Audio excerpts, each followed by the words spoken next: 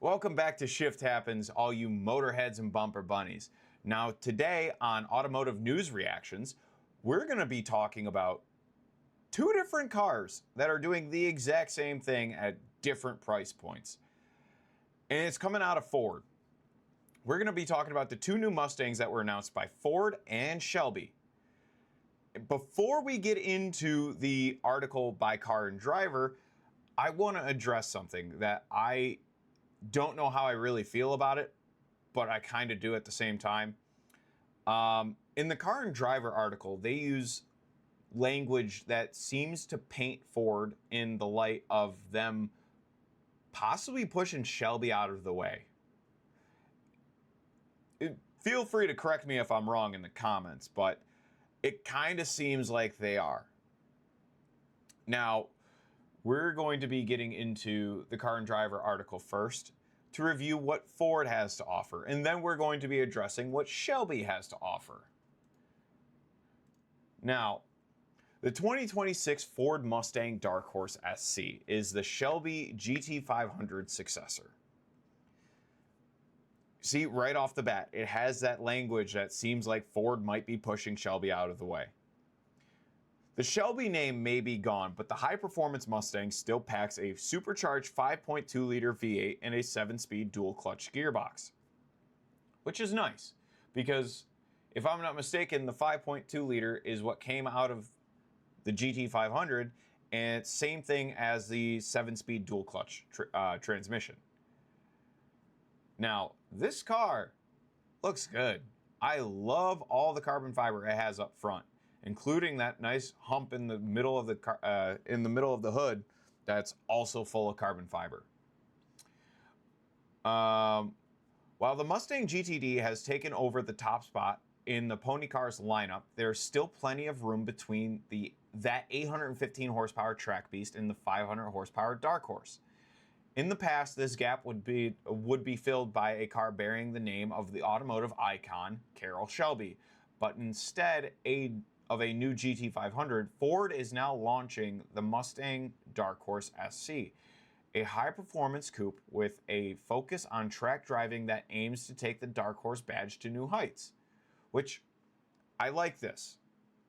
I like that they're trying to fill that gap between the Dark Horse and the Mustang GTD, because that is a very, very wide gap between those cars, from price and horsepower. Again, I really like the car.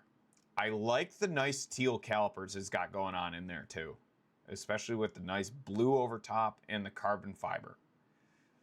But I also have my reservations about this car, but I'll wait to voice my reservations until we get through a majority of this article. A supercharged V8 whine.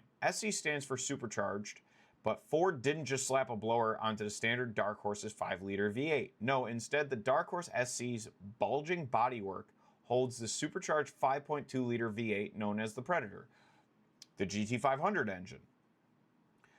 And it also lives in the GTD.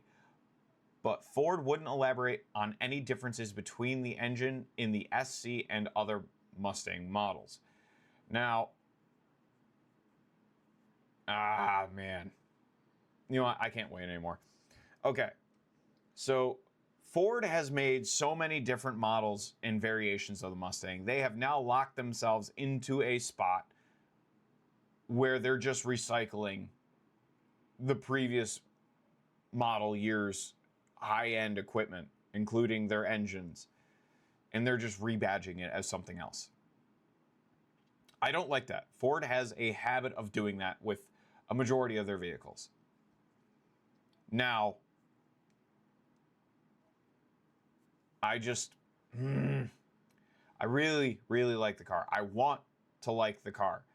But if it's just recycling the GT500 parts and modifications to this car and they're just renaming it, like, to me, that's taking a giant steaming dump on Shelby.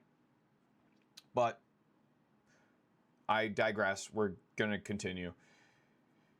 Even more frustratingly, Ford won't reveal power or torque outputs for the Dark Horse SC just yet, but the company says it is the most powerful dark horse model, so it should have considerably more than 500 ponies. The real question is how close Ford will allow the SC to get to the GTD's 815 horsepower rating. We imagine the SC will have slightly fewer horses, to avoid stepping on the GTD's toes, but it should still easily clear the 700 horsepower mark, with the last Shelby GT500 producing 760. Now, in my opinion, with this car's being the middle ground between the Dark Horse and the GTD, the Dark Horse sitting at 500 horsepower and the GTD sitting at 815, if they're truly trying to make this car the middle of the pack, it's going to make 650 to 700 horsepower max. I guarantee they're going to detune this engine, and it's going to ruin some things. But what I do have to say is I really like the rectangular exhaust tips molded into the rear bumper, or matching the molding of the rear bumper. But here's another thing that I'm not the biggest fan of. The Dark Horse is what? $60,000, $70,000. The GTD is $300,000. So if this car is truly trying to become the middle of the pack, it's probably going to end up around 120 to 140. Now, personally for me, if I'm spending that much change on a car, I don't want to see the basic black plastic that they have all over this car, because it's giving me Subaru WRX vibes. If I'm spending that amount of money, I want to see paint. If you want to do a two-tone car, do a two-tone car. Don't get lazy and make everything out of plastic. Paint it black. It's not necessary for you to do this, because frankly, to me, it looks ugly, and it does not look like it is it does not look like it is a $120,000 car. It's stupid, it's ridiculous, and it's lazy. I don't like it. So stop doing it, because all you're doing is showing me that the car's not worth that much. I don't want to buy a car that's going to be covered in plastic. If I wanted to, I would go buy a Pontiac Aztec, because at least I know exactly what I'm getting with that. But again, a track owned package. Ford also put a lot of work into the Dark Horse SC suspension. The coupe comes standard with MagRide dampers and receives a firmer springs in a standard than the standard Dark Horse. Ford also fitted new anti-roll bars, revised front and rear knuckles and front control arms, and added lightweight magnesium strut tower braces and steel suspension componentry from the Dark Horse is replaced by forged aluminum to save weight, and the track width is more than 1 inch wider than the standard Dark Horse. I like that they're trying to make this car track oriented. I really do. But again, here we are with Ford doing a high-end Mustang and making it automatic. Get rid of the automatic transmission or add a manual to it. Give it a manual. What are you doing? Just give it a manual. Give it a manual option. So this way, people who don't know how to drive stick still can enjoy the car. I don't understand why you're trying to make a track car, but you don't give it the one thing that a majority of people who are going to take this car to the track want. I forgot to mention a carbon fiber drive shaft that links the engine to the rear differential, which receives its own cooler and connects to the upgraded half shafts. Sorry, I'm bouncing around. I didn't see that. I'm trying to skip through some of this because it's just the same language back and back and back. The carbon fiber wheels are a nice touch. Carbon fiber wing, really nice. I like it. But you can't hide the plastic. Look at that. Like, it's so dumb. The interior looks nice. The SC receives the GTD's leather-wrapped flat-bottom steering wheel, a 12 o'clock stripe, and carbon fiber accents, as well as red anodized buttons to match the engine start button. There's also a Ford racing badge on the door sill and standard. It's just going into the typical interior that most Fords have. Now, we're going to get into the other car that was announced. All right, here's the next article, and this car I'm a lot more happy for. Shelby is bouncing back with the Super Snake. The Shelby Super Snake returns for 2026 to fill the GT500 hole in our hearts. It's been a while since Ford launched a new special edition Mustang, and it's been even longer since we last saw something with the GT500 badge. While there are new fast pony cars coming, this is the perfect car for those who don't like to wait. The Shelby Super Snake returns for 2026, with the car continuing to slither for yet another year. Now, before I even read what the engine options are, I can already tell you, I like the look of this way more. I like the fender vents. I like the hood. The only thing that the Dark Horse SC has over this car is that carbon fiber front bumper. I really like it. And even the front lip even looks good on this car. But again, this car still has that stupid plastic. Paint the damn plastic. If you're going to spend the amount of money that these cars are asking for, paint it. Damn, it's not that hard. Grab the plastic off the car, put it in the paint booth, then slap it back on the car.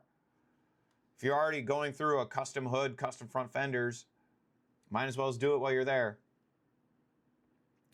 Just like last year, the Shelby Super Snake is available with two versions of Ford's 5-liter Coyote V8. So they don't even have the 5.2 in this. But the first one is nearly stock and puts down 480 horsepower, which is nice. Nice. It's only 20 horsepower under the Dark Horse. The second one is anything but. The real Super Snake has a supercharger kit bolted to the Coyote engine that crams in loads of air and fuel, boosting the V8 to more than 830 horsepower. Yes, that is exactly what people want. 830 horsepower. That is awesome because it passes up the GTD, but it's not a track car. It's a street car. The GTD is specifically a track car, and with a little bit of street ability, honestly. But I feel like people are going to be a lot more comfortable driving this around than their GTD. That's more venom than any Ford Mustang Ford builds, including the more expensive GTD. Exactly. Get the blower, and you can even get more performance upgrades. The Shelby American Super Snake uses an aluminum hood and carbon fiber fenders that reduce weight and helps keep things cooler. Literally, they redirect airflow for improved cooling performance. Again, more necessary things I love to see Shelby doing.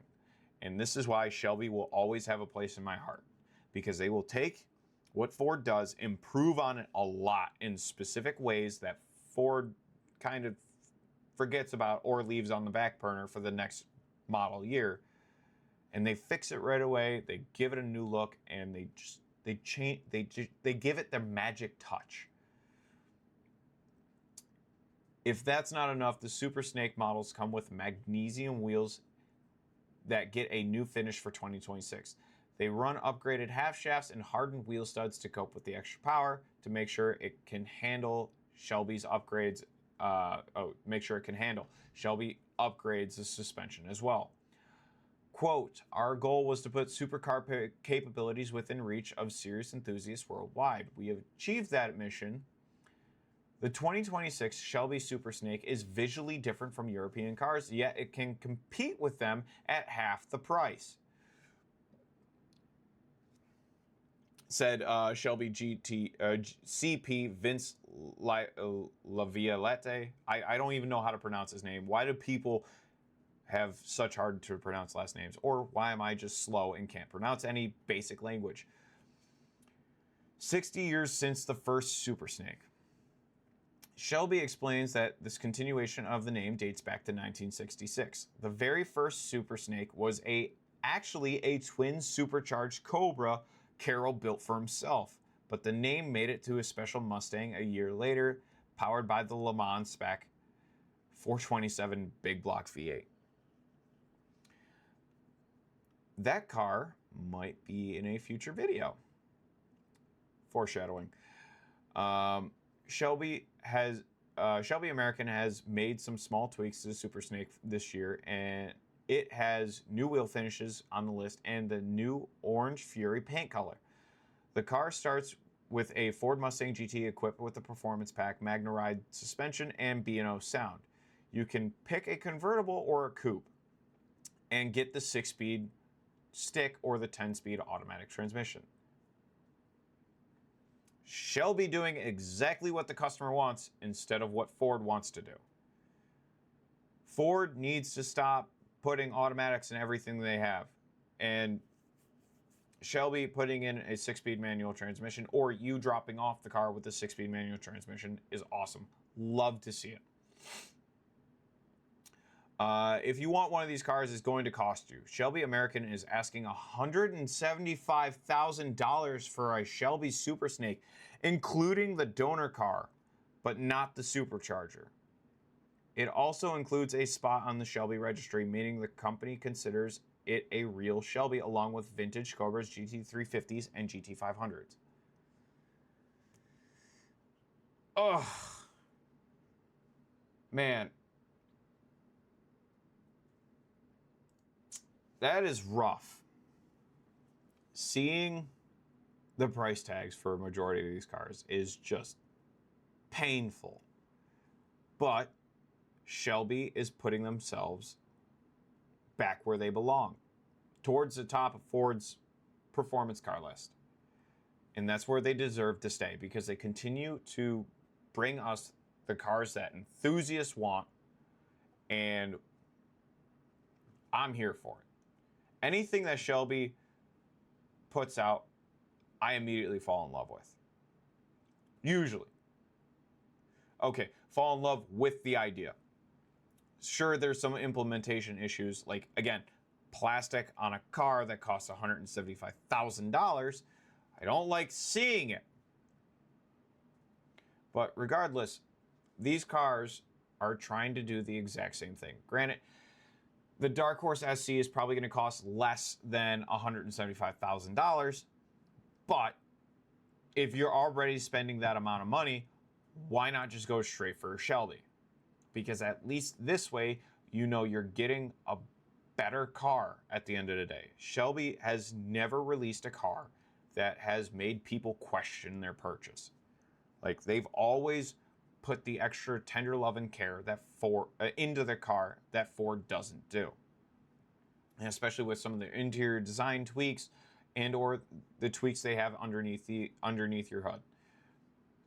I personally, if the Dark Horse SC costs anything close to the Shelby SC or the Shelby Super Snake, just go for the Shelby, because again, at least you have the comfort of knowing that Shelby took the extra time and care to make the car better. Whereas Ford is going to underpower this car, and it's probably going to cost right around the same. Which, again, is flamboyantly stupid, in my opinion. But that's pretty much it for today, folks. If you like this kind of content, I have these two videos right here for you to watch. And if you like those, click the middle one. Click the middle button right here and subscribe to the channel, because I'm going to keep making videos like this as long as news keeps coming my way. Hang out with us and hang out with everybody in the channel. Go to our Discord, which is in our description. Come hang out there and play video games with us. It's always a good time. All right. Thank you all for coming by, and I hope all you motorheads and bumper bunnies have another great day,